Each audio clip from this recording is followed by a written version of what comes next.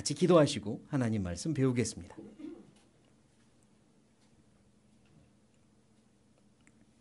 살아계신 하나님, 저희를 창조하시고 저희를 구원하시고 저희 삶의 주인이 되어주셔서 감사합니다. 저 영원한 천국의 소망을 주시고 같은 소망을 가진 형제자매님들을 영원한 가족으로 주셔서 감사합니다. 주님이 피로 사신 소중한 교회 안에 있게 하시고 지금까지 지켜주시고 길러주신 은혜를 감사합니다. 머지않아 하나님 앞에 서게 되는 그날 떳떳하고 자랑스럽게 서서 잘했다 칭찬을 얻기 원합니다. 하나님의 자녀답게 살다가 하나님 보기 원합니다. 어떻게 살아야 될지 가르쳐 주십시오. 더 많이 변화시켜 주시고 성장시켜 주시고 사용하여 주십시오. 또 이 지역에 교회당을 세워주시고 귀한 형제자매들 불러 모아 교회를 이루게 하셨으니 우리를 주님의 뜻대로 하나 되게 하시고 사용하여 주십시오. 주님의 복음을 이곳에 이뤄진 많은 소중한 영혼들에게 전하고 사랑으로 하나가 되어 아버지께 영광을 돌리는 그런 교회 되게 도와주십시오. 오늘도 이 시간 이 자리로 이끌어 주셔서 감사합니다. 우리의 마음과 우리 형편을 다 아시니 각자에게 필요한 은혜 베풀어 주시고 힘을 얻고 위로받고 변화받는 시간 되게 도와주십시오. 여러 가지 사정으로 함께하지 못한 이들이 있습니다. 몸이 아프거나 마음이 아프거나 다른 여러 어쩔 수 없는 사정으로 오지 못하신 분들 두루두루 살펴주시고 붙잡아 주시고 다음번엔 함께할 수 있도록 허락해 주십시오. 이 시간 처음부터 끝까지 하나님께 부탁드리며 예수님의 이름으로 감사하며 기도드립니다. 아멘. 네, 같이 성경 본문 찾겠습니다. 마태복음입니다. 마태복음 27장. 마태복음 27장.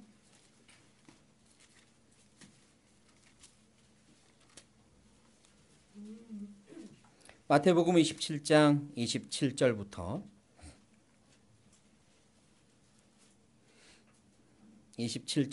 31절까지 27절부터 31절까지 제가 읽겠습니다. 이에 총독의 군병들이 예수를 데리고 관정 안으로 들어가서 온 군대를 그에게로 모으고 그의 옷을 벗기며 홍포를 입히며 가시면류관을 엮어 그 머리에 씌우고 갈대를 그 오른손에 들리고 그 앞에서 무릎을 꿇고 희롱하여 가로되 유대인의 왕이여 평안할지어다 하며 그에게 침뱉고 갈대를 빼앗아 그의 머리를 치더라.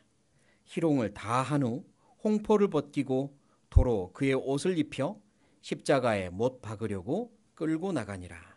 네, 여기까지입니다. 보통 왕 그러면 왕좌에 앉아서 나라를 호령하고 백성들이 그 앞에서 두려워 떨기도 하고 존경을 보내기도 하는 그런 모습을 연상케 됩니다. 그게 왕이죠. 어떤 왕이 침뱉음을 당하고 어떤 왕이 조롱을 당하고 희롱을 당하고 뺨을 맞고 그러겠습니까? 그런 왕을 우리가 왕으로 인정하기도 쉽지 않고 왕이라 존경하며 따르기도 쉽지 않습니다. 보통 존경할 만한 왕은 우리의 역사 속에서도 큰 업적을 남기고 많은 백성들에게 사랑과 존경을 얻었던 그런 업적을 남긴 왕들을 존경하지, 이렇게 희롱받고 조롱받고 침뱉음 받는 왕은 크게 기억하지도 않습니다. 그런 왕을 따르기는 쉽지 않죠. 그런데 우리의 주 예수님은 이런 왕으로 오셨고 이렇게 고난받는 왕으로 이 땅에서 사셨습니다.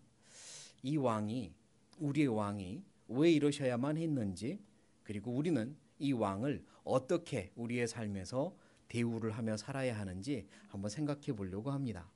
방금 읽었던 말씀 중에 29절 끝에요. 유대인의 왕이여 평안할지어다. 이제 이 번역을 보면 반말하는 것 같은데 사실 그건 아니고요. 당시 군인들은 다 로마 군인들이었고 총독부터 시작해서 로마 군인들이었기 때문에 예수를 유대인의 왕이라고 칭하면서 평안할지어다, 이건 평안해라, 이렇게 이제 그 반말로 하는 게 아니라 번역을 그렇게 한 거지만 만세라는 뜻입니다. 마치 자기들이 로마의 황제 카이사 시저 황제 폐하 만세라고 했던 그 언어를 동일하게 사용했습니다.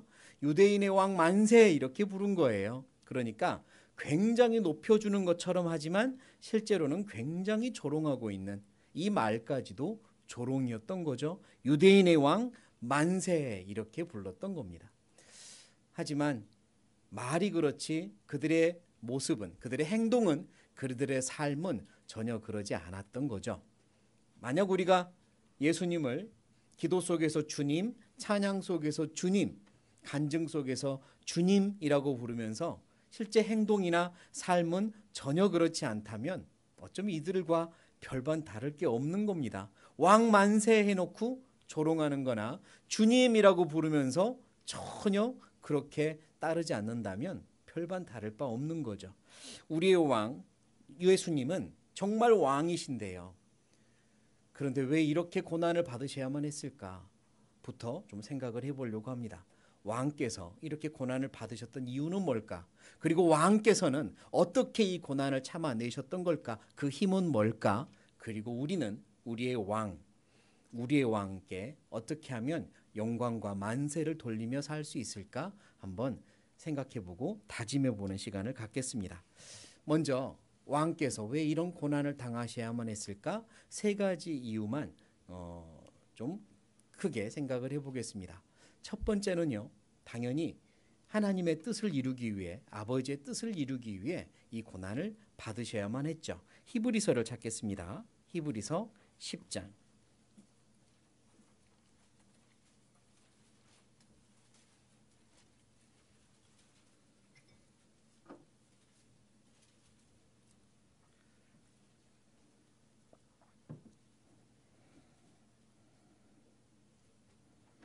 히브리서 10장 5절부터입니다. 제가 읽겠습니다. 그러므로 세상에 임하실 때에 가라사대 하나님이 제사와 예물을 원치 아니하시고 오직 나를 위하여 한 몸을 예비하셨도다. 전체로 번제함과 속죄제는 기뻐하지 아니하시나니 7절 같이 읽겠습니다. 이에 내가 말하기를 하나님이여 보시옵소서 두루마리 책에 나를 가리켜 기록한 것과 같이 하나님의 뜻을 행하러 왔나이다 하시니라. 제가 읽겠습니다. 위에 말씀하시기를 제사와 예물과 전체로 번제함과 속죄제는 원치도 아니하고 기뻐하지도 아니하신다 하셨고 이는 다 율법을 따라 드리는 것이라. 9절 같이 읽겠습니다. 그 후에 말씀하시기를 보시옵소서 내가 하나님의 뜻을 행하러 왔나이다 하셨으니 그 첫 것을 폐하심은 둘째 것을 세우려 하심이니라. 예수님의 이 고난은 우연히 발생한 게 아닙니다. 비극적인 한 사건이 아니어요. 처음부터 계획된 하나님의 큰 계획의 중심에 있는 사건이 예수님의 고난이죠. 창조 전부터 계획하고 설계된 사건입니다. 그걸 이루려고 오신 거예요. 구약 속에 이스라엘 민족에게 많은 율법과 제사법을 주셨죠. 그리고 그 모든 것들은 그림자였습니다. 예수님을 미리 알려주고 보여주는 그림자였다는 거 우리 알고 있잖아요. 그림자는 반드시 실체가 있어야 되고요. 그림자를 보면 실체가 무언지 짐작할 수 있습니다. 그림자가 개 모양이면 실체는 개일 것이고 전봇대 모양이면 실체는 전봇대겠죠. 그러니까 구약의 모든 제사와 법은 실체를 보여주고 있는 겁니다. 예수님이요. 그러니까 이 제사법들을 쭉 따라가면 예수님이 서 있는 거죠. 예수님은 구약의 모든 말씀을, 약속을 이루러 오신 겁니다. 율법에 속한 속죄 제사는 불완전한 제사고 사람들의 죄를 용서할 수 없는 불완전한 제사, 그림자 제사였을 뿐이죠. 예수님이 실제로 와서 이 약속을 이루지 않는다면 우리에게 하나님이 약속하신 구원, 영원한 속죄는 없는 겁니다. 그래서 예수님은 오셨죠. 처음부터 계획한 하나님의 뜻을 이루려고 오셨습니다. 그리고 예수님이 고난을 받는 것도 처음부터 계획된 겁니다. 번제 제사를 생각해 보면 번제를 드리려면 짐승의 각을 뜨고요. 그리고 피부를 벗겨내고 내장을 다 해체하고 불에 태워서 드립니다. 예수님도 처음부터 그러려고 오신 거죠. 찢어지고 벗겨지고 온몸은 태워지듯이 하나님께 드려지려고 오신 겁니다. 그러니까 예수님의 고난은 처음부터 말씀에 예견되어 있었습니다. 고난 받으려고 오셨어요. 그게 하나님의 뜻이었기 때문입니다. 마태복음 26장을 보겠습니다. 마태복음 26장.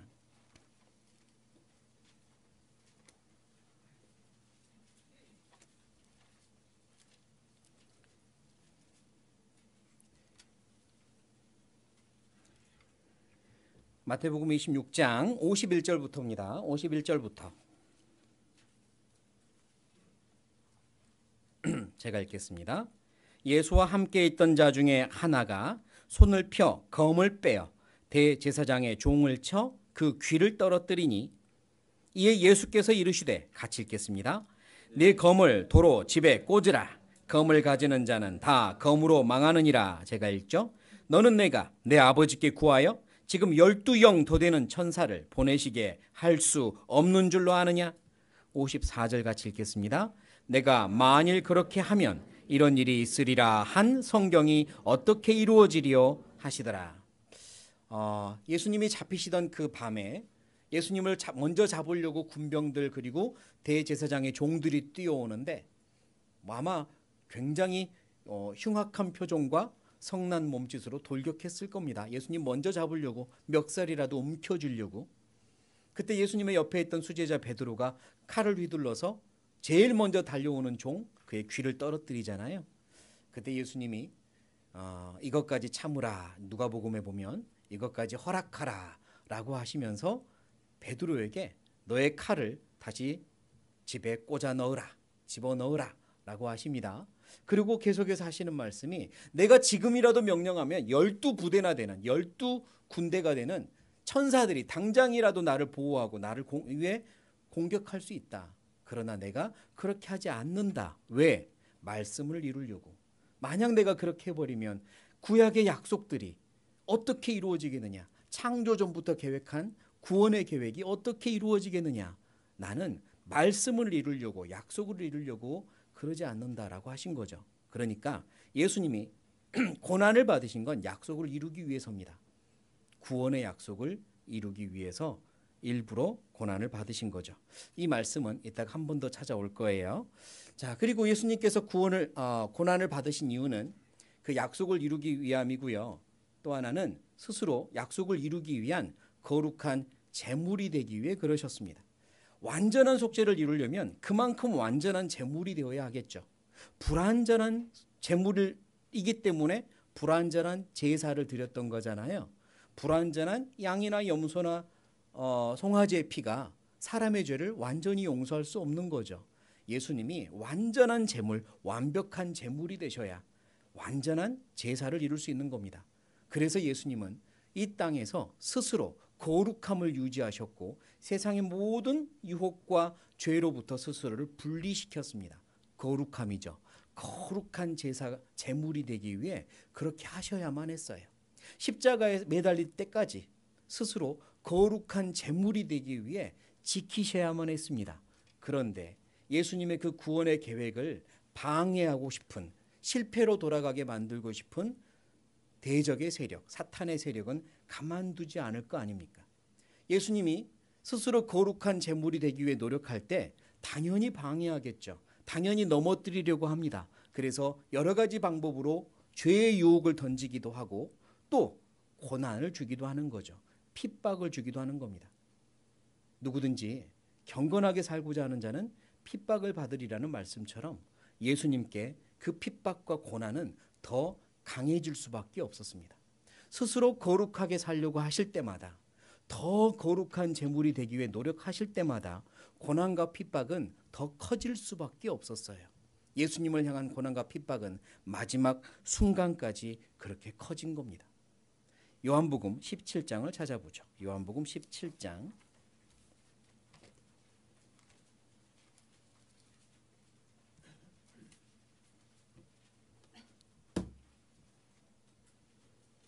(19절입니다) 요한복음 17장 19절.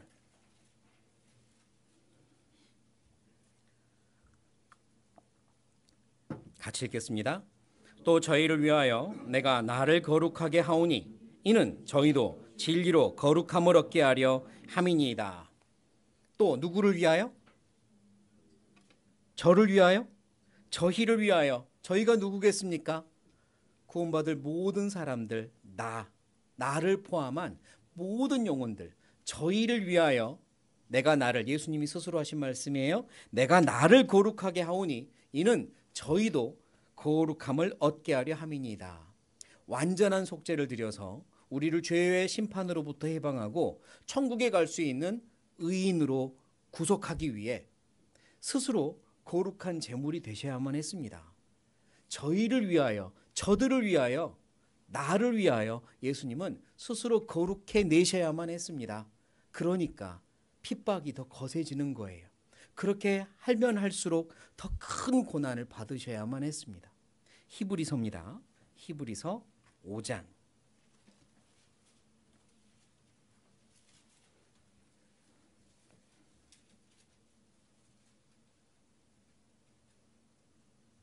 오 장 8절 9절입니다. 8절 9절 같이 읽겠습니다. 그가 아들이시라도 받으신 고난으로 순종함을 배워서 온전하게 되었은즉 자기를 순종하는 모든 자에게 영원한 구원의 근원이 되시고, 스스로 온전하게 되시기 위해 고난을 받으셔야만 했어요. 이렇게 생각해 보겠습니다. 두 명의 고3 학생들이 있어요. 그리고 이 두 명은 그 기간을 잘 공부 열심히 해가지고요, 똑같은 대학교 의대에 들어갔습니다. 둘 다. 근데 한 명은 엄마 아빠가 다 의사예요. 그리고 한 명은 완전 반대되는 환경에서 정말 어렵고, 그리고 경제적으로 어려운 환경에서 공부를 했고, 둘은 완전 반대되는 상황에서 공부를 해서 의대에 들어간 겁니다. 그러면 일반적으로 누가 더 빛이 나겠습니까? 2번이죠, 2번. 엄마 아빠가 의사인 아이는 그래, 엄마 아빠 따라서 그냥 저절로 의사 된 것처럼 물론 똑같이 고생했을 텐데요. 그죠? 똑같이 공부하는 과정 똑같이 힘들었을 거예요. 하지만 그래, 엄마 아빠 따라서 저절로 의사 된 것처럼 느껴질 수도 있고요. 어려움 속에서 공부하면 빛이 나는 겁니다. 고난은 그 후의 영광을 빛이 나게 하는 거죠. 예수님을 생각해 보죠. 만약 예수님이 고난이 없었어요, 채찍질이 없었어요, 침뱉음도 없었습니다, 별거 없었어요, 그리고 십자가에 죽었습니다. 그러면 사람들은 어떻게 생각할까요? 그 정도는 누구는 할 수 있는 거 아니야? 신이라면 그 정도 해야 되는 거 아니야? 그게 뭐? 그분의 그 죽으심이 절대 빛나지 않습니다. 그 많은 고난을 다 통과하셨기 때문에, 그 많은 수치와 모욕을 다 통과하셨기 때문에 그분의 십자가의 희생이 거룩해지고 숭고해진 거죠. 그렇지 않으면 빛이 나지 않아요. 그분이 그 모든 고난 속에 오직 하나님의 뜻을 이루기 위해 순종하셨기 때문에 완전한 제사를 드릴 수 있었던 겁니다. 그리고 그분의 그 희생과 사랑을 누구든지 순종함으로 받아서 구원을 받는 거죠. 그분이 먼저 그렇게 고난을 받으신 이유는 스스로 완전한 제물이 되기 위해서 그럽니다. 어느 사람도 비난하지 못하도록, 손가락질하지 못하도록, 어떤 사람도 예수님의 그 십자가의 죽음을 가볍게 여기지 못하도록 고난이 있어야만 했습니다. 그래서 고난이 있었습니다. 온전한 제물이 되기 위해 그러셨던 거예요.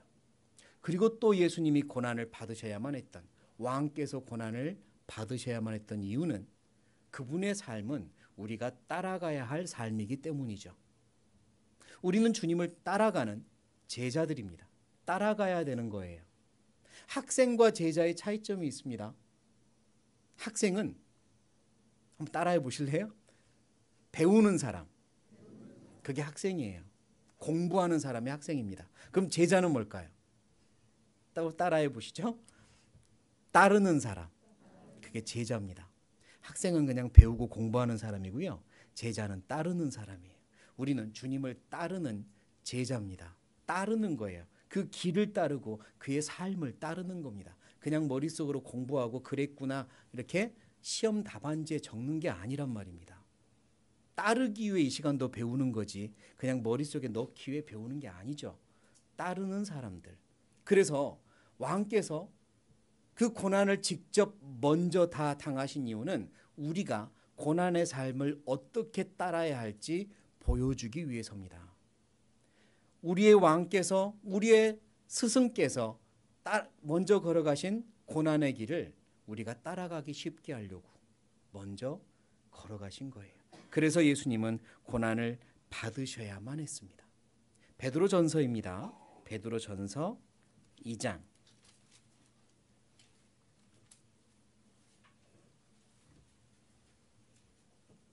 베드로전서 2장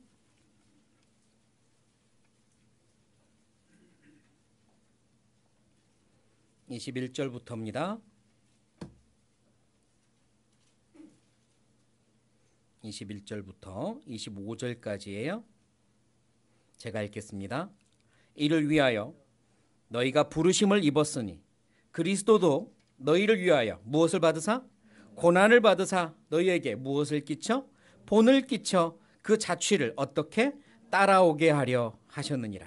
21절 다 같이 다시 읽겠습니다. 이를 위하여 너희가 부르심을 입었으니 그리스도도 너희를 위하여 고난을 받으사 너희에게 본을 끼쳐 그 자취를 따라오게 하려 하셨느니라. 제가 읽겠습니다. 저는 죄를 범치 아니하시고 그 입에 괴사도 없으시며 욕을 받으시되 대신 욕하지 아니하시고 고난을 받으시되 위협하지 아니하시고 오직 공의로 심판하시는 자에게 부탁하시며 친히 나무에 달려 그 몸으로 우리 죄를 담당하셨으니 이는 우리로 죄에 대하여 죽고 의에 대하여 살게 하려 하심이라. 저가 채찍에 맞음으로 너희는 나음을 얻었나니. 됐습니다. 우리가 따라야 될 삶을 여기서 간략하게 요약을 하고 있죠. 23절입니다. 23절 같이 읽겠습니다. 욕을 받으시되 대신 욕하지 아니하시고 고난을 받으시되 위협하지 아니하시고 오직 공의로 심판하시는 자에게 부탁하시며. 고난은 이렇게 극복한다는 겁니다. 욕을 받아도 대신 욕하지 않고 핍박을 받아도 고난을 받아도 위협하지 않고 오직 모든 것을 알고 계시고 모든 것을 심판하시는 그분께 부탁하는 것, 믿고 의지하는 것, 그게 고난을 이겨내는 방법이라고 말로만 설명하신 게 아니라 삶으로 보여주신 거죠. 따라오라고. 그래서 예수님은 고난을 수도 없이 받으셔야 했고 그리고 극복해내신 겁니다. 그리고 제자들은 그 모든 것들을 우리에게 딱 필요한 내용들을 기록해서 지금까지 전해주고 있는 거죠. 또한 먼저 고난을 받으셨기 때문에 우리가 고난을 받을 때 우리가 얼마나 아플지, 얼마나 힘들지, 우리의 육신이 얼마나 피로할지도 아시고 그래서 도우시는 겁니다. 히브리서입니다. 히브리서 2장.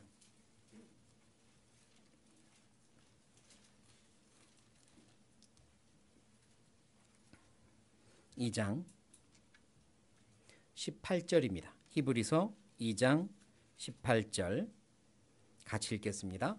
자기가 시험을 받아 고난을 당하셨은즉 시험 받는 자들을 능히 도우시느니라.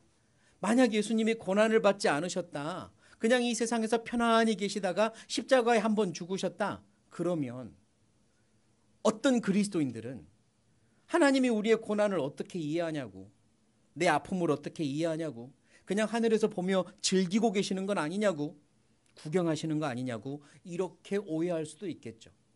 그러나 예수님이 이 땅에서 극심한 고통을, 극심한 고난을, 극심한 몸의 아픔까지도 다 경험하셨기 때문에, 그리고 모든 외로움과 모든 억울함까지 다 경험하셨기 때문에 우리를 도울 수 있는 겁니다. 주님 도와주세요 라고 우리도 기도할 수 있는 거죠. 아시잖아요. 도와주세요. 어떻게 따라야 될지 가르쳐 주세요. 그래서 고난의 본이 되기 위하여 겪으셨던 겁니다. 그렇다면 그런 이유로 왕께서 고난을 받으셨는데요, 어떤 힘으로 그 고난들을 극복해내셨을까? 특별한 힘, 특별한 에너지가 있었을까? 예수님께서 고난을 극복해낼 수 있었던 힘이 또 세 가지로 크게 구분해서 생각해 보려고 합니다. 그리고 세 가지가 동일한 단어가 있는데요. 따라해 보시겠습니다. 영광이라는 동일한 단어가 들어가요. 첫 번째는 아버지 하나님의 영광을 위해, 두 번째는 자신에게 주어질 영광을 위해, 세 번째는 우리 구원받을 우리들, 예수님이 사랑하는 우리의 영광을 위해 고난을 참으실 수 있었습니다. 첫 번째, 요한복음 17장을 찾겠습니다. 요한복음 17장.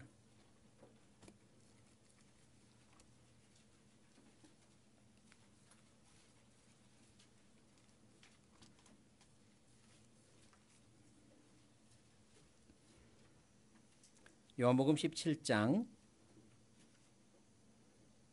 1절 같이 읽겠습니다. 예수께서 이 말씀을 하시고 눈을 들어 하늘을 우러러 가라사대 아버지여 때가 이르렀사오니 아들을 영화롭게 하사 아들로 아버지를 영화롭게 하게 하옵소서. 4절 같이 읽겠습니다. 아버지께서 내게 하라고 주신 이 일을 내가 이루어 아버지를 이 세상에서 영화롭게 하였사오니. 네, 이 땅에 와서 고난을 받으신 목적이 성경의 뜻, 아버지의 뜻을 이루기에 오셨고요. 그리고 그 뜻을 끝까지 이룰 때까지 아버지가 영광 받으시기를 바라서 끝까지 갈 수 있었습니다. 이 일을 내가 이룰 때 내 아버지가 영광 받으신다. 아버지의 이름으로 아버지의 영광을 위해 나는 끝까지 가야 한다. 끝까지 갈 수 있었던 이유는 아버지의 뜻을 이루고 아버지께 영광 돌리기 위해서였습니다. 그리고 두 번째, 그분이 끝까지 갈 수 있었던 이유는 자신 앞에 주어진 영광, 멀리 기다리고 있는 영광을 바라보셨기 때문이죠. 누가복음을 찾겠습니다. 누가복음 9장.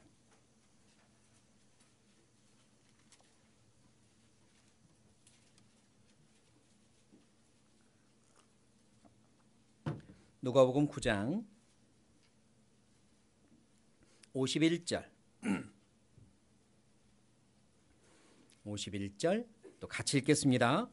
예수께서 승천하실 기약이 차감해 예루살렘을 향하여 올라가기로 굳게 결심하시고 예수님이 예루살렘을 어려서부터 왔다 갔다 수도 없이 하셨습니다. 절기가 있을 때마다 당연히 예루살렘을 가기도 했고 또 다른 일로 가기도 하셨겠죠. 그리고 이번에 예루살렘을 향해 올라가는 건 예수님이 인생의 마지막 예루살렘을 향한 가시는 거예요. 마지막입니다. 이제 예루살렘을 가면 기다리고 있는 게 무언지 아십니다. 예루살렘에 가면 예수님은 이제 붙잡히셔야 되고 아까 우리가 읽었던 마태복음 27장의 본문처럼 고난과 희롱을 받으셔야 되고 십자가에서 죽으셔야 됩니다. 그리고 나의 아버지 나의 아버지 어찌하여 나를 버리셨나이까 라고 외쳤던 것처럼 하나님께 저주받아 우리 대신 심판을 받아 버림받으셔야 했습니다. 그 큰 심판을 받을 걸 알고 계신 거죠. 그래서 굳게 결심해야만 했습니다. 너무너무 육신적으로는 가기가 힘든데 가야만 하니까 굳게 결심한 겁니다. 가야 돼. 꼭 가야 돼. 반드시 가야 돼. 근데 이렇게 뭔가를 참 하기 어렵고 버겁고 싫은데 해야만 하는 경우가 있잖아요. 그때는 결심을 해야 되고요. 그 결심을 해야 될 때 동기부여가 있으면 좋은데요. 잘 읽어보면 예수님이 결심을 할 수 있었던 이유가 있습니다. 결심하는데 힘을 줬던 이유가 있어요. 어떤 약속이 있냐면 예수께서 무슨 기약이 차감해? 51절 예수께서 무슨 기약이 차감해? 승천하실 기약이 차감해. 기약이란 기간의 약속이죠. 때와 약속입니다. 예수님이 이제 예루살렘에 가면 처음부터 부활 승천하십니까? 먼저 십자가에 죽으십니까? 먼저 십자가에 죽으셔야 돼요. 먼저 고난이 있고 희롱이 있고 그리고 심판이 있습니다. 먼저 십자가에 죽으셔야 돼요. 그 후에 부활 승천하시는 겁니다. 고난 다음에 영광이 있죠. 그런데 예수님은요, 지금 굳게 결심하실 때 어떤 기약이 차감해? 승천하실 기약이 차감해. 그거 보고 가신 겁니다. 이제 십자가가 다가오매, 십자가의 그때가 다가오매 예루살렘을 향해 가기로 굳게 결심하시고 이게 아니라 그거는 뒤로 가고요. 사라지고 승천하실 기약이 차감해 굳게 결심하시고 예수님이 바라보신 건 영광의 약속이었습니다. 영광 바라보시고 가신 거예요. 눈앞에 아픔, 고통, 힘듦, 희생 이런 거 바라보면 결심하기 더 어렵습니다. 그러나 그 뒤에 있을 영광을 바라보면 결심할 수 있죠. 예수님이 고난을 끝까지 감당할 수 있었던 이유는 자기 앞에 놓여진 영광을, 부활과 승천, 승리를 바라보셨기 때문이에요. 우리도 굉장히 큰 교훈이 됩니다. 주님께서 이렇게 나를 위해 결심하신 것처럼 우리도 주님을 위하여 결심해야 될 때가 꽤 있잖아요. 신앙의 결심을 해야 될 때가 꽤 있죠. 그때 이 결심을 하면 눈앞에 힘든 게 있고 눈앞에 참아야 되는 게 있고 눈앞에 손해봐야 되는 게 있고 그런 것만 바라보면 결심하기 너무 어렵습니다.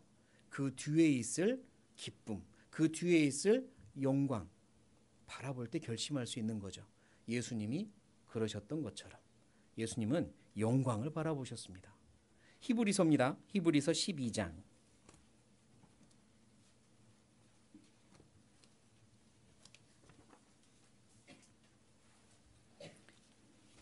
히브리서 12장 2절입니다. 2절 같이 읽겠습니다.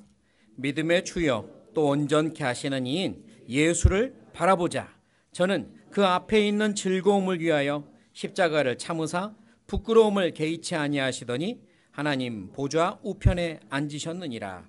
맞아요. 예수님 바라보면 답이 있습니다. 우리 먼저 앞서가신 예수님 따라가면 되니까요. 그분은 그 앞에 있는 즐거움을 위하여 지금의 부끄러움을 참으셨습니다.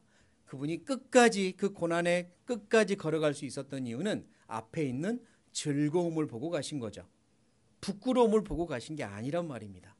전도할 때도 이거 전도하다가 틀어지면 사이가 멀어지는데 이거 전도하다 틀어지면 더 갈등이 생기는데 그것만 바라보면 전도 못합니다. 그 뒤에 있을 영광을 바라보는 거죠. 이번에 혹 안 되더라도 생명의 씨앗은 심기는 거야. 혹 안 되더라도 하나님의 역사는 일어나고 있는 거야. 밭갈이는 되는 거야. 또 다른 일은 계속 벌어지는 거야. 분명히 끝까지 하나님께서 이루실 거야. 그렇게 믿으니까 전도하는 거잖아요. 어떤 것도 마찬가지입니다.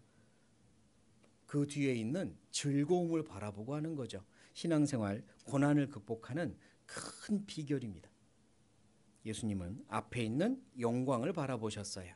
그리고 또한 예수님은 우리에게 주실 영광을 바라보셨기 때문에 끝까지 십자가를 지실 수 있었습니다. 우리에게 주실 영광. 나를 너무 사랑하셨기 때문에 내게도 영광을 주기 원하셨어요. 내가 이 고난을 다 받아야 거룩한 제물이 되고 완전한 제사를 지내서 그들이 구원받을 때 그들도 영광을 얻는다. 그들에게 내 사랑하는 수많은 영혼들에게 영광을 주고 싶다. 그래서 끝까지 이길 수 있었던 거잖아요. 히브리서 2장 10절입니다. 히브리서 2장 10절.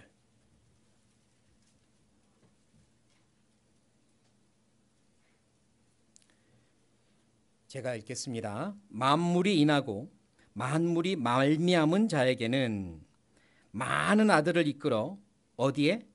영광에 들어가게 하시는 일에 저희 구원의 주를 고난으로 말미암아 온전케 하심이 합당하도다.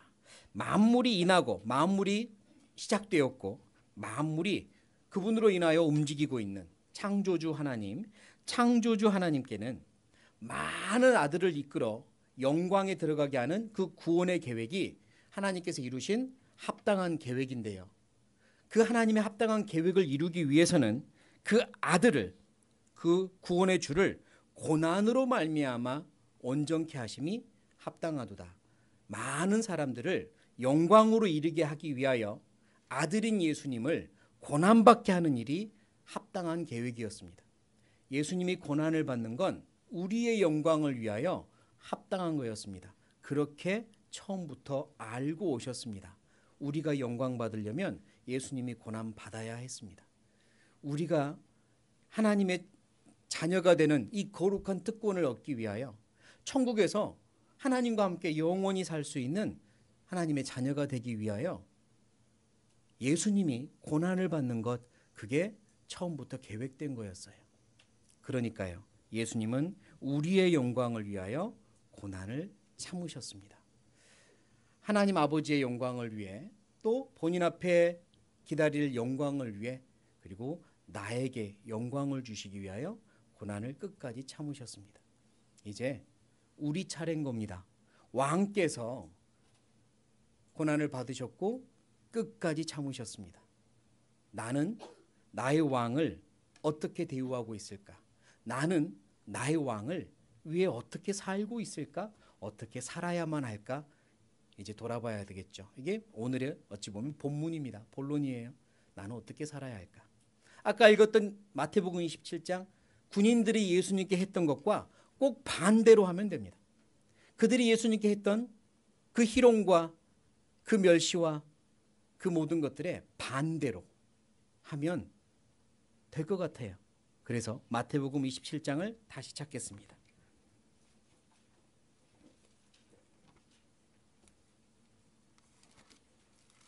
마태복음 27장 27절부터입니다.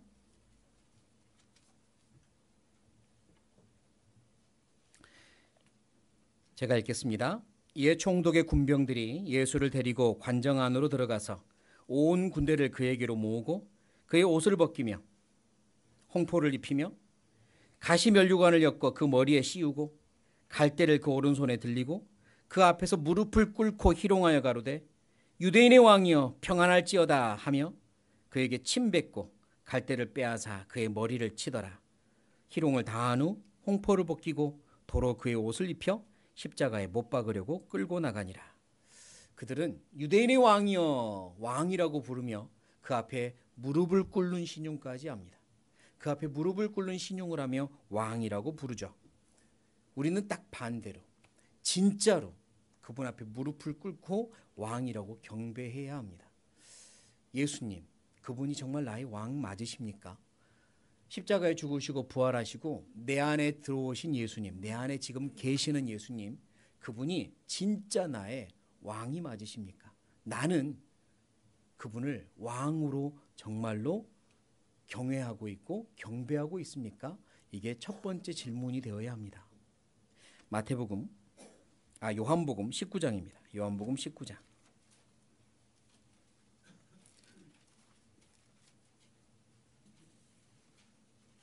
요한복음 19장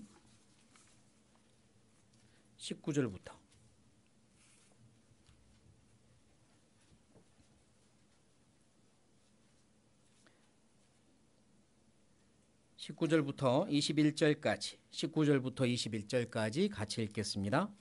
빌라도가 패를 써서 십자가 위에 붙이니 나사렛 예수 유대인의 왕이라 기록되었더라. 예수의 못 박히신 곳이 성에서 가까운 고로 많은 유대인이 이 패를 읽는데 히브리와 로마와 헬라 말로 기록되었더라. 유대인의 대제사장들이 빌라도에게 이르되 유대인의 왕이라 말고 자칭 유대인의 왕이라 쓰라 하니 됐습니다. 빌라도가 예수님을 십자가에 못 박을 때 십자가 위에 팻말 하나 붙였죠. 유대인의 왕이라고 3개 국어로 썼습니다. 빌라도는 그게 스스로 맞다고 여긴 겁니다. 저 유대인들은 예수님을 왕으로 여기지 않고 받아들이지 않고 있지만 빌라도는 예수님에 대해서 조사를 해보고 조사를 해볼수록 그게 아닌 거예요. 자기 양심이 그게 아닌 겁니다. 그래서 이렇게라도 하고 싶어 유대인의 왕이라고 썼습니다. 그런데 정작 유대인들은 그 편말을 인정하기가 싫은 겁니다. 인정할 수 없었어요. 예수 저 사람이 왜 우리의 왕이야? 그럴 수 없다. 그래서 앞에 한 글자 더 넣어달라 그랬죠. 뭐라고 썼습니까? 자칭 하나 넣었는데요. 의미가 완전히 달라졌어요. 자기만 왕이래. 스스로 왕이라고 해. 우리는 인정하지 않아. 자칭 왕이랍니다. 유대인들은 끝까지 예수님을 왕으로 받아들이지 않았습니다. 자칭이라고 그랬어요. 이제 내 삶과 비교해 봐야 합니다. 나는 과연 예수님을 내 삶의 진짜 주인으로 모시고 있나? 아니면 그냥 말로만 주님인가? 진짜 나의 왕으로 모시고 있나? 아니면 말로만 왕인가? 거절당하신 왕, 정말로 폭군이었다면, 역사에 남을 폭군이었다면 백성들이 반역을 해서 그렇게 처단하는 것이 옳게 보이기도 하겠지만 예수님은 폭군이 아니셨습니다. 자비롭고 인자하시고 모든 백성의 죄를 짊어지신 사랑의 왕이셨잖아요. 그럼에도 거절당하신 겁니다. 그분이 나를 위해 그렇게 죽으셨다는 걸 나는 알았고 그래서 그의 사랑을 받아들였는데요. 나는 과연 나의 왕을 얼마나 따르고 있습니까? 혹시 여전히 많은 세상 사람들처럼 성공한 왕만 따르려고 하고 이렇게 부끄러움을 당하신 왕은 내 삶에서 별로 따르고 싶지 않은 저 멀리 있는 그렇게 치워두는 왕으로 여기며 살고 있는 건 아닙니까? 나는 세상에 성공한 사람들을 따르고 싶어. 예수, 그는 성공한 사람이 아니잖아. 마치 이런 느낌으로 예수님을 대하고 있다면 틀린 겁니다. 그분은 나의 왕이십니다. 나를 위해서 죽으셨고 나를 위해서 구원을 완성하셨고 나를 위해서 부활하셨고 이제는 내 안에서 나를 다스리시는 왕이에요. 왕이, 진짜 훌륭한 왕이 다스리는 나라는 행복합니다. 왕이 다스린다는 말은 모든 것들을 노예처럼 부린다는 말이 절대 아니죠. 왕이 다스린다는 말은 백성을 행복하고 편안하기 위하여 최선을 다하고 결정한다는 이야기입니다. 나의 왕은 나를 노예처럼 부리는 왕이 아니라 내가 행복할 수 있도록, 편안할 수 있도록 최선을 다해서 내 삶을 지키시고 결정해 주시는 왕입니다. 그래서 지금 내가 이렇게 있는 거잖아요. 그럼 나는 그 왕을 얼마나 모시고 사냐, 얼마나 인정하고 사느냐, 당신이 나의 왕이십니다. 얼마나 그 앞에 무릎을 꿇고 사느냐 돌아봐야 합니다. 빌립보서입니다. 빌립보서 2장.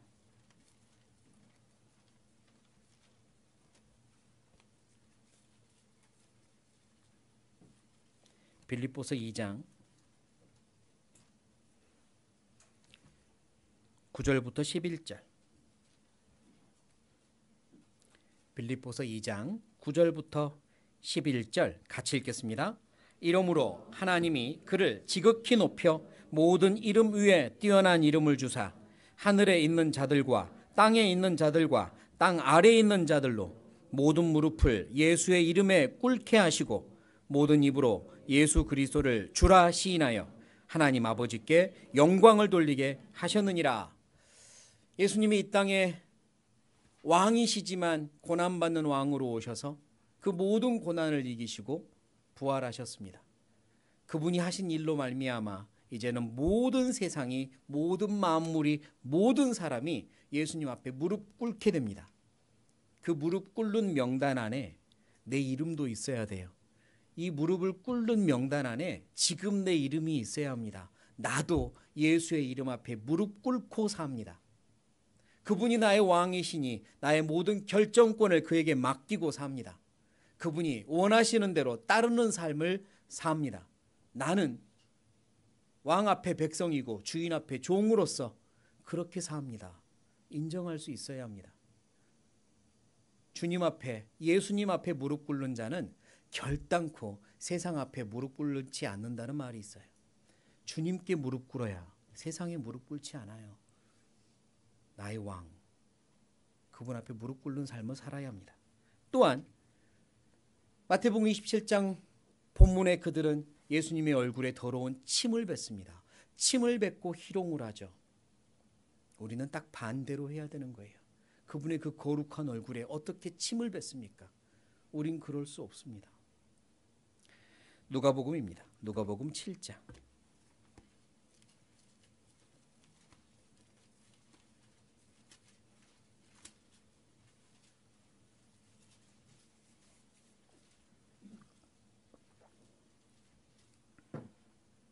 누가복음 7장 37절부터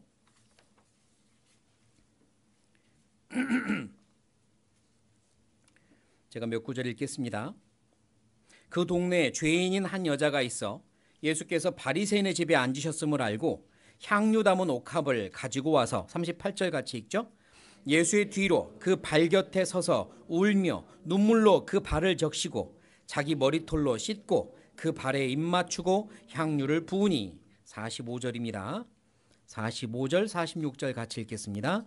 너는 내게 입 맞추지 아니하였으되 저는 내가 들어올 때로부터 내 발에 입 맞추기를 그치지 아니하였으며 너는 내 머리에 감람유도 붓지 아니하였으되 저는 향유를 내 발에 부었느니라.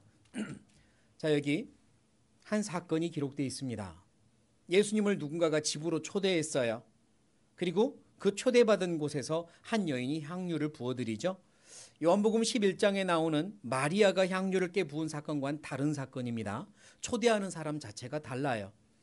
마리아의 집에가 아니라 여기는 방금 본문을 보면 37절에 한 바리새인의 집에 앉으셨으므로 보고 그렇죠. 한 바리새인이 예수님을 초대한 겁니다. 그런데 이 바리새인이 예수님을 초대했을 때 어떤 마음인지는 구체적으로 기록되어 있지 않지만 충분히 짐작이 가능합니다. 보통 귀한 손님을 초대하면요, 바로 문 앞에서 발 씻을 물부터 대접합니다. 왜냐하면 그 슬리퍼 같은 신발을 신고 밖에 다니니 발이 더럽잖아요. 그래서 귀한 손님이 오면 발 씻을 물부터 대접해요. 그리고 머리에는 향유를 찍어 발라줍니다. 그래서 이렇게 향이 나게 해주죠. 그리고 귀한 손님이면 볼키스나 입맞춤으로 사랑을 표현합니다. 경배를 또는 존경을 표현해요. 애정을 표현하죠. 그런데 이 바리새인은 예수님을 집으로 초대는 했는데요, 그 한 가지도 하지 않았어요. 왜 한 가지도 하지 않았죠? 진심으로 초대한 게 아닙니다. 형식으로 초대한 거예요. 나는 예수도 집에 초대한다. 뭐 이 정도. 예수도 초대한 사람. 뭐 이런 정도의 자기 이력서에 줄 하나 끄려고 그런 게 아닌가 싶어요. 절대로 예수님을 초대한 이유가 사랑과 진심이 아니었습니다. 그래서 예수님은 오히려 초대받았고 그 집에 들어갔지만 굉장한, 진짜 인간적으로는 모욕감을 느꼈을 가능성이 높죠. 예수님이 그렇게 하지는 않으셨겠지만 우리 같으면 모욕감, 모멸감을 느꼈을 것 같아요. 그때 한 여인이 예수님이 그 집에 온다는 걸 알았고 예수님을 보는 순간부터 감정이 터진 겁니다. 죄인을 위해 이 땅에 오신 예수님, 나를 위해 이 땅에 오신 예수님,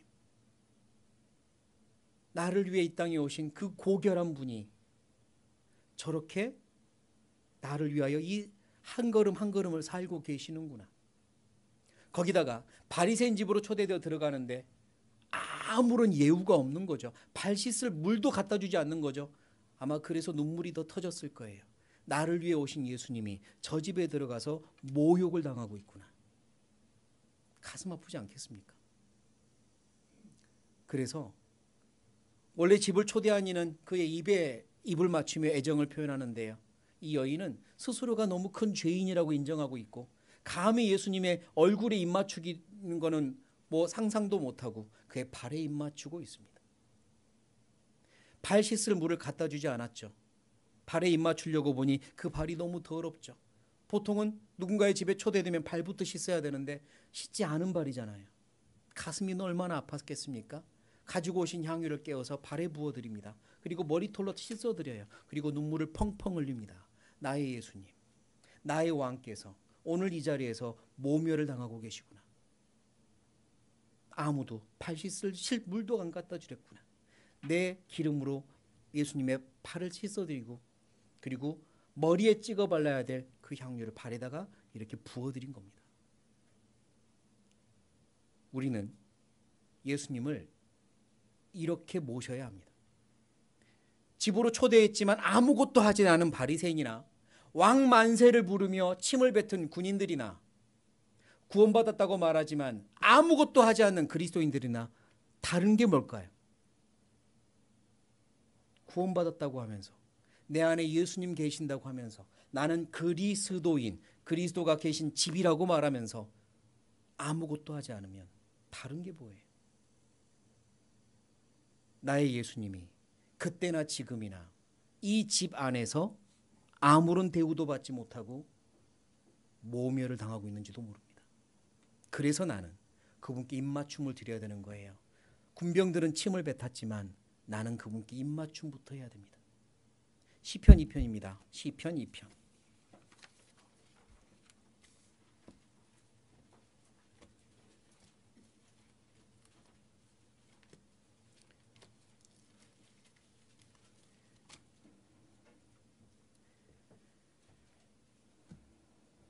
이 편 11절 12절.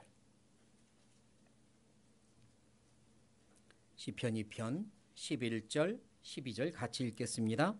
여호와를 경외함으로 섬기고 떨며 즐거워할지어다. 그 아들에게 입맞추라. 그렇지 아니하면 진노하심으로 너희가 길에서 망하리니 그 진노가 급하심이라. 여호와를 의지하는 자는 다 복이 있도다. 여호와를 왕으로서 그리고 창조주로서 경외하는 것은 두렵고 떨리는 게 경외하다의 의미 안에 들어가 있지만 즐거운 일입니다. 경외할 자를 진짜로 경외하면 즐거운 일입니다. 훌륭하신 왕을 진짜로 내가 경외하면 그건 즐거운 일입니다. 복이기 때문이죠. 어머니 아버지를 내가 진짜로 경외하고 존경하는 건 즐거운 일입니다. 창조주 하나님을 경외하는 건 두려울 외자, 두렵고 떨리는 일이지만 즐거운 일이죠. 그리고 그래서 그 앞에 경배를 담아 존경을 담아 사랑을 담아 입맞추는 거예요. 그 아들에게 입맞추라. 시편에서부터 예언하고 있는 말씀이고 명령이에요. 그 아들에게 입맞추라. 나를 위해 오신 이 땅에 오신 나의 주님 예수님 그리고 내 안에 계신 나의 주님 그분께 사랑을 담아 입맞추는 겁니다. 침 뱉는 게 아니라 사랑합니다 하고 입맞추는 거예요. 나의 왕으로 제가 인정합니다. 경배합니다. 따르기 원합니다. 그게 입맞추는 거죠. 그리고 그 앞에 가장 소중한 걸 깨어드리는 겁니다. 향유옥합을 깨어서 발에 부어드린 이 여인이나 또 마리아처럼 내 가장 소중한 걸 깨어서 당신의 이름이 당신의 하신 일이 세상에 아름답게 퍼지기 원합니다. 이렇게 드리는 거죠. 침 비린내가 얼굴에 진동했던 예수님, 그때 당시의 예수님이 아니라 이제는 나로 인해 당신이 온 세상에 향기롭게 당신의 하신 일이 향기롭게 퍼지기 원합니다. 그게 내가 할 일이잖아요. 내 소중한 것 깨워서 당신의 이름을 전하겠습니다. 당신의 아름다움을 전하겠습니다. 그게 우리가 주님을 위해서 왕이신 주님을 위해 해야 할 일입니다. 그때는 그 얼굴에 침을 뱉었지만 이제는 입맞춤과 가장 향기나는 것으로 예수님께 드려야만 해요. 또한 27장 본문에 보면 그들은 예수님의 손에 갈대를 들게 하고요. 또 시간이 지난 다음엔 갈대를 빼앗아서 얼굴을 칩니다. 예수님의 손에 갈대를 들게 했던 이유는 왕이 손에 들고 있는 지휘봉, 금홀, 금으로 만든 어떤 왕의 표시, 그거를 의미하며 갈대를 쥐어준 겁니다. 왕 만세하며 갈대를 들게 했죠. 들면 세워지지도 않고 휘어져 버리는 갈대처럼 예수님은 이름만 왕이라고 불러줬지 당신은 갈대보다도 못한 약한 자라는 의미였죠. 약한 왕, 부족한 왕, 인정받지 못한 왕이라는 표시로 갈대를 들게 했습니다. 힘없는 존재, 그 의미로 갈대를 들게 했어요. 심지어 그 갈대를 빼앗아서 얼굴을 치며 갈대보다도 못한 존재 취급까지 했습니다. 갈대보다도 못한 저주받은 자, 그게 예수님이 당했던 고난이었고 모욕이었습니다. 그들이 예수님의 손에 갈대를 쥐어줬어요. 사실 예수님의 손에는 12영이나 더 되는 12부대나 더 되는 천사들을 지휘할 수 있는 지휘봉이 있었고 온 우주를 움직이게도 하고 멈추게도 할 수 있는 능력이 있었습니다. 그러나 그 당시에는 아무도 인정하지 않았죠. 이제 우리는 인정해야 되는 거 아닙니까?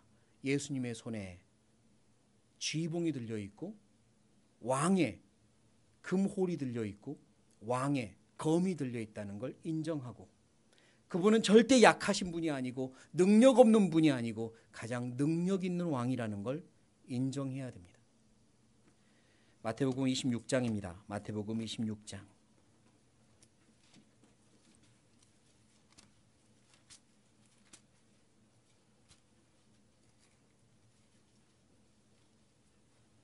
마태복음 26장 51절. 제가 여기 이 말씀 한 번 더 온다고 말씀드렸잖아요.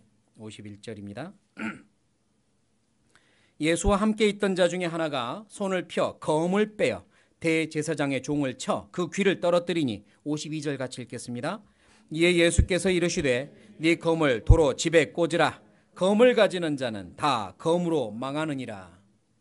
예수님이 검이 없어서 자기에게 달려오는 사람들 제압하지 못하신 게 아닙니다. 예수님은 이걸 허락하셨습니다.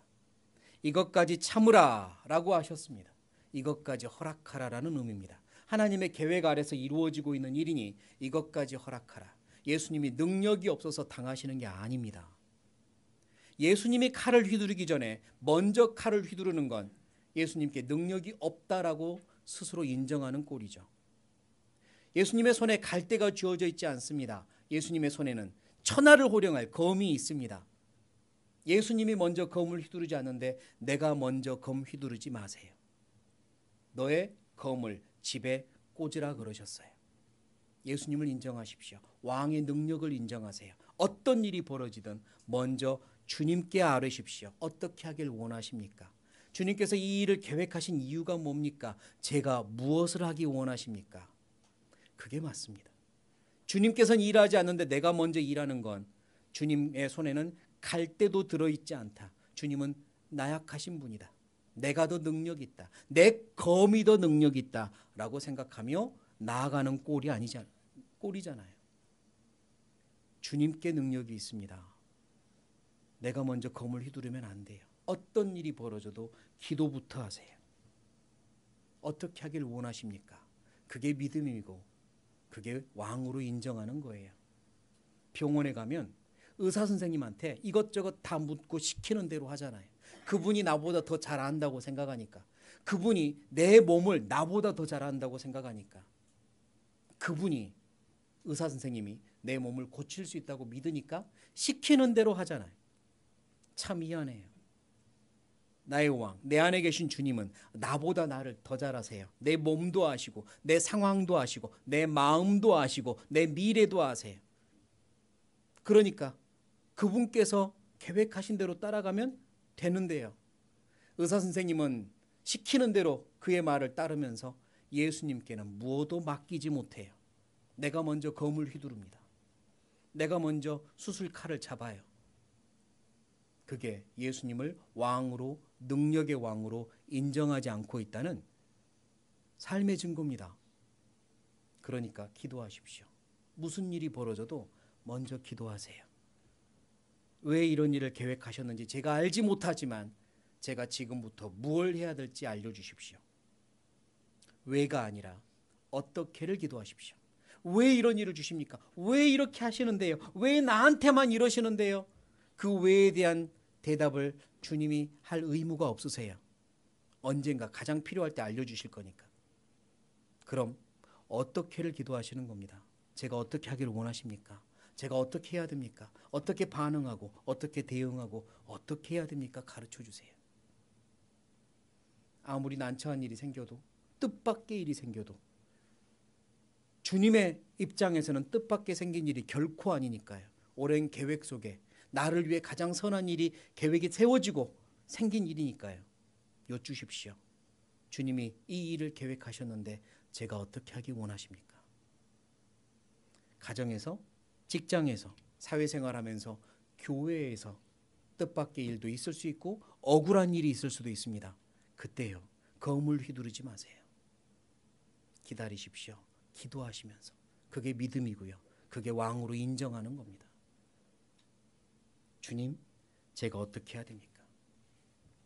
하나님을 믿는다는 말은 그분의 능력을 믿는다는 거고 그분의 능력에 의지한다는 뜻이죠.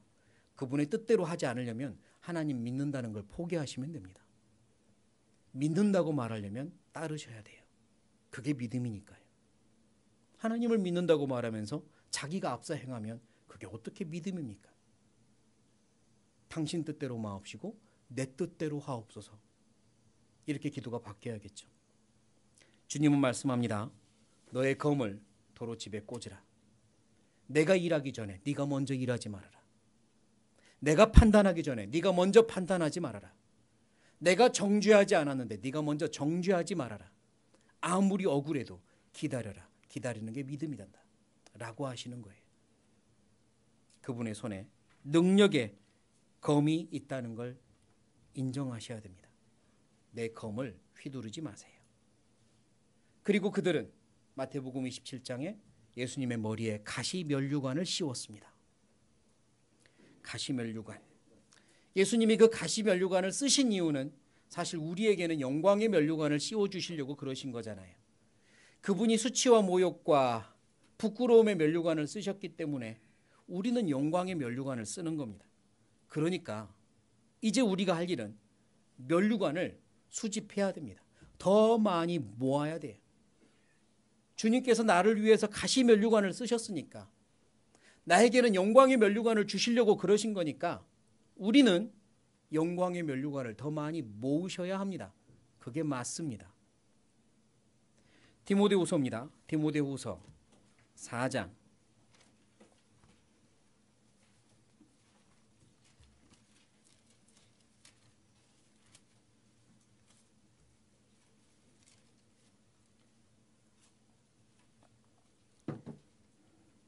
디모데후서 4장 7절 8절 7절 8절 같이 읽겠습니다. 내가 선한 싸움을 싸우고 나의 달려갈 길을 마치고 믿음을 지켰으니 이제 후로는 나를 위하여 의의 면류관이 예비되었으므로 주 곧 의로우신 재판장이 그날에 내게 주실 것이니 내게만 아니라 주의 나타나심을 사모하는 모든 자에게니라. 모두를 위해서 면류관이 예비되어 있고 준비하고 계십니다. 한 명에게라도 하나라도 더 주기 원하세요? 그러니까 우리는 면류관을 수집해야 됩니다. 어떤 이는 말합니다. 구원받고 천국 가는 것만으로도 충분하고 행복한데 거기다 상급까지 막 욕심내는 삶은 나는 좀 어색합니다. 굳이 그래야 합니까? 굳이 막 상 받기 위하여 신앙생활 해야 됩니까? 이유가 있습니다. 상 받기 위하여 노력해야 됩니다. 왜냐하면 요한복음입니다. 요한계시록입니다. 요한계시록 4장. 요한계시록 4장.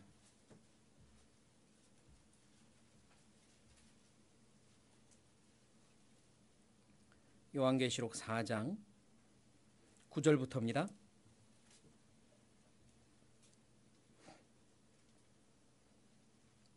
제가 읽겠습니다.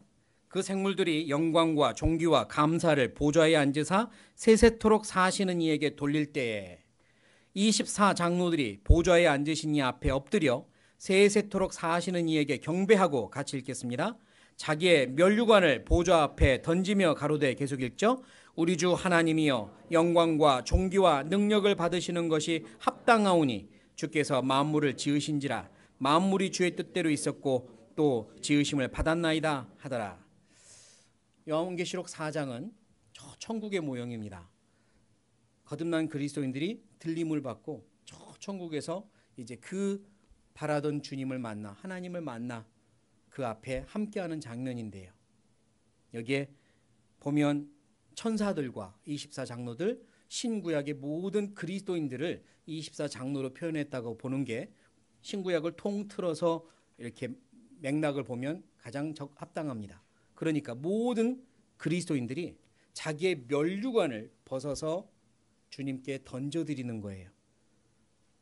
나의 왕 나의 하나님, 나의 왕 나의 예수님께 면류관을 던져드립니다. 그러면서 하는 말, 주님께서 받으시는 게 합당합니다, 이러잖아요. 마치 요즘도 그럴까요? 대학교 졸업식 같은 때 보면 까만색 졸업복과 사각형 학사모나 이런 졸업 모자를 쓰고 기념 촬영을 하다가 어떤 학생들은 엄마나 아빠에게 입혀주고 씌워주고 그리고 감사를 표합니다.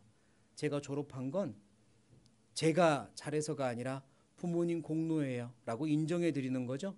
제가 이렇게 한 건 제가 잘한 게 아니라 엄마 아빠의 은혜 때문이고 사랑 때문이에요. 감사드려요. 이럴 때 영광을 돌려드리기 위해 입혀드리는 거잖아요. 군인들이 무슨 사관학교에서 임관을 할 때도요, 훈련 과정이 끝나면 제복을 입고 모자를 처음 탁 쓰고 임관식을 하거든요. 그 후에 그 모자를 이제 부모님께 또 씌워드리고 제가 여기까지 온 건 부모님 덕분입니다 라고 영광을 돌려드리는 그런 모습을 생각하면, 상상하면 이 장면이 조금은 이해가 될 것 같아요. 천국에서 내가 수집한 모든 면류관을 그분께 돌려드리기 위해, 그 앞에 드리기 위해 우리는 면류관을 수집합니다. 이 모든 건 주님이 받으셔야 됩니다. 주님이 저를 위해 주신 은혜는 이보다도 훨씬 큽니다. 감사합니다. 너무나 감사했습니다. 이러고 드리는 거예요. 그 앞에 많은 형제자매들이, 그리스도인들이 영광의 면류관을 드릴 때 나는 드릴 거 하나 없는 것도 부끄러운 거 아니겠습니까? 사실 진심으로 그때 내 영광, 내게 주신 면류관 돌려드리기 위해 우리는 면류관을 수집해야 됩니다. 뺏기면 안 돼요. 더 얻어야 합니다. 예수님이 가시 면류관을 쓰신 이유는 우리에게 영광의 면류관을 주기 위함이셨고요. 하나라도 더 주고 싶어 하세요. 그리고 우리는 그 면류관을 하나라도 더 받아서 또 예수님께 돌려드리고 싶은 겁니다. 천국에서요. 그러고 싶지 않으세요? 그날 감사합니다. 너무 감사합니다. 제가 이 하나님의 나라 천국에 올 수 있는 이 영광이 제가 한 게 아니라 주님이 하신 일 때문이었고 주님의 사랑 때문이었습니다. 이 모든 면류관도 주님이 주신 거 주님께 돌려드립니다. 그렇게 하고 싶어서 우린 이 땅에 사는 동안 면류관을 받아야 합니다. 빼앗기면 안 돼요. 요한계시록 3장 10절입니다. 11절입니다. 11절 같이 읽겠습니다. 내가 속히 이 말이니 네가 가진 것을 굳게 잡아 아무나 내 면류관을 빼앗지 못하게 하라. 주님께서 우리를 위해 준비하신 면류관 상급들이 앞으로도 계속해서 있습니다. 그것들 빼앗기지 마십시오. 지금까지 내가 모은 면류관을 빼앗긴다는 의미가 아니라 앞으로도 내게 주실 많은 면류관을 내 잘못된 선택이나 내 잘못된 삶으로 인해 빼앗길 수 있다는 겁니다. 빼앗기지 마십시오. 그걸로 주님께 돌려드리기 위하여 우리는 더 면류관을 가져야 됩니다. 우리는 내 자랑을 위해서가 아니라 주님께 드리기 위하여 면류관을 얻는 겁니다. 오늘 내가 삼키는 눈물이, 오늘 내가 흘리는 땀이, 오늘 내가 조금 더 인내하는 그 참음의 시간이 내게 면류관이 되는 겁니다. 그걸 가지고 주님께 돌려드리는 거죠. 주님은 나의 왕이십니다. 마땅히 영광 받으시고 나로부터 섬김을 받으시고 사랑 받으셔야 될 나의 왕이십니다. 그러니까 자칭 왕이 아니라 진심으로 내가 사랑하는 나의 왕으로 남은 인생 모시고 살았으면 좋겠습니다. 나 때문에 수치와 모욕을 다 받으신 예수님이 지금도 내 안에서 괴롭지 않으셨으면 좋겠습니다. 지금도 세상은 몰라서 주님을 모욕하고 손가락질하고 그렇게 하고 있는 이 세상에서 나를 통해서라도 영광을 받으시고 기뻐하셨으면 좋겠습니다. 그런 참된 그리스도인의 삶을 함께 살았으면 좋겠습니다. 기도하겠습니다.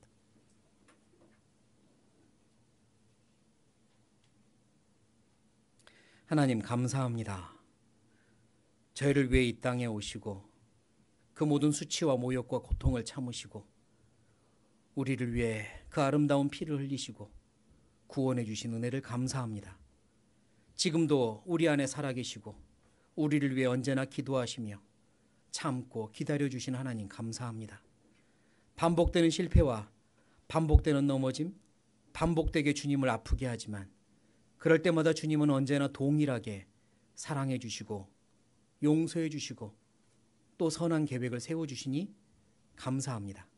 우리의 남은 인생이 어제보다는 나아지고 조금 더 주님을 위해서 함께 가는 인생이 되기 원합니다. 주님께서 우리를 위해 준비하신 면류관을 더 많이 받고 하나님께 돌려드리는 우리의 인생이 되기 원합니다. 도와주십시오. 세상은 날이 갈수록 험악해지고 그리스도인이 신앙을 지키기에 어려운 유혹과 핍박이 많지만 주님을 기억하고 주님을 따르며 그 모든 것들을 극복해낼 수 있도록 도와주십시오. 혼자가 아니라 함께하는 형제자매님들 손 붙잡고 함께 신앙을 이루어 나가고 교회를 이루어 나가고 복음을 전할 수 있도록 도와주십시오. 이 시간을 함께 해주셔서 감사합니다. 남은 모든 일정도 하나님께 부탁드리며 예수님의 이름으로 기도드립니다. 아멘. 네, 같이 찬송가